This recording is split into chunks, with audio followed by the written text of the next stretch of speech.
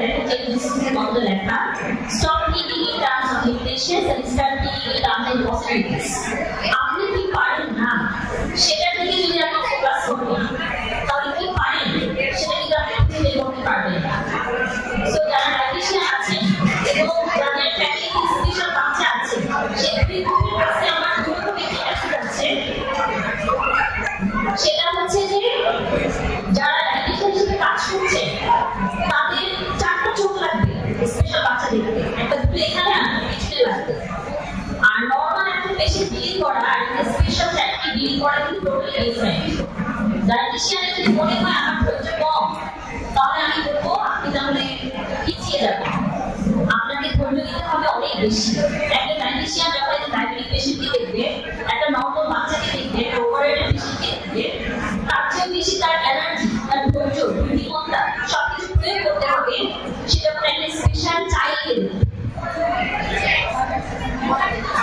First of all special child বলতে আমরা বাংলাদেশে অর্জন বুঝি, কিন্তু আপনারা জানবেন কিনা আমি জানি না। আমি যেহেতু 2010 থেকে ইনভলভ আছি অটিজম বাচ্চাদের সাথে এবং স্পেশাল নিডস স্টুডেন্টদের সাথে, কিন্তু ফ্ল্যাশব্যাক টেকনিকটা আমার শেয়ার করা জরুরি। প্রথমে বাংলাদেশে স্পেশাল চাইল্ড বা প্রতিবন্ধী শিশু বলতে ইন্টেলেকচুয়াল ডিসএবিলিটি বুঝে, অর্থাৎ বুদ্ধি প্রতিবন্ধী। দেখবেন আমাদের ধরে না যে ও বাচ্চাটা ভালো কিন্তু একটু বুদ্ধি কম, এই যে বাচ্চাটা একটু ভালো বুদ্ধি কম, এই আইডি বাচ্চা থেকে স্পেশাল বাচ্চার সূত্রপাত হয়েছে।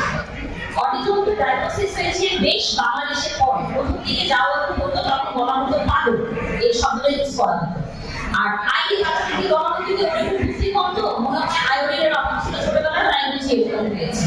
তো মূলত বুদ্ধি প্রতিবন্ধী শিশুদেরকে প্রথমে বিশেষ চাহিদা সম্পন্ন শিশু বলা হতো। এরপর আস্তে আস্তে অনেকগুলো টার্ম চলে আসে। আমি জাস্ট এখানে কিছু আনতে পেরেছি, এটা অনেক বড় একটা সিলেবাস, একটা বই পুরা, সেটাকে আমি একদিনে একটা ছোট স্লাইডে করে নিয়ে আসছি।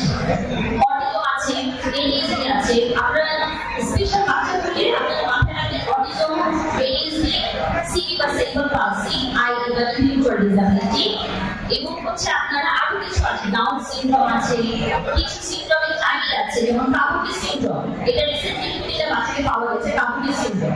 তো এরকম কিছু মাল্টিপল বাচ্চা আছে। তো যখনই আপনারা স্পেশাল চাইল্ড শুনবেন তখনই অটিজমের সঠিক মতো না পেলে আপনাকে চিন্তা করতে হবে এরা ডাউন বাচ্চা হতে পারে, সেরিব্রাল পালসি বা ফিজিক্যালি চ্যালেঞ্জ যারা আছে তারাও কিন্তু হতে পারে।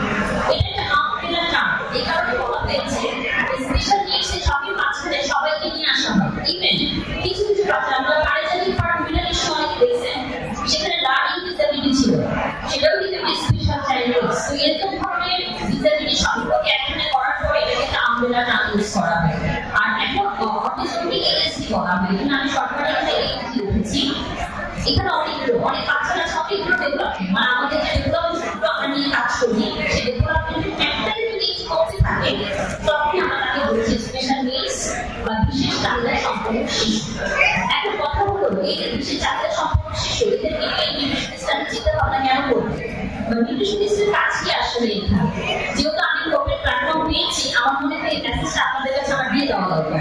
যখন আপনারা ডায়াবেটিশিয়ানের কাজ করতে যাচ্ছেন বিভিন্ন জায়গায় যাবেন, ইউনিভার্সিটির মধ্যেখান থেকে হসপিটালে, তারপর নিজেদের ফ্যামিলিতে অনেকে অথবা ফ্যামিলিতে দেখা যায় ইদানিং স্পেশাল বাচ্চা সংখ্যা অনেক বেড়ে যাচ্ছে।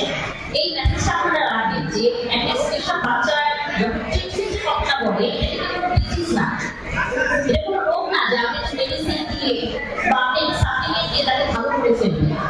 এটা হচ্ছে একটা ডিসঅর্ডার, একটা নিউরো ডিসঅর্ডার, যে নিয়ে তাকে চলতে হবে। সো চলার পথটা যদি স্মুথলি রান করতে পারে সেটা ডায়াবেটিশিয়ান কিন্তু বড় একটা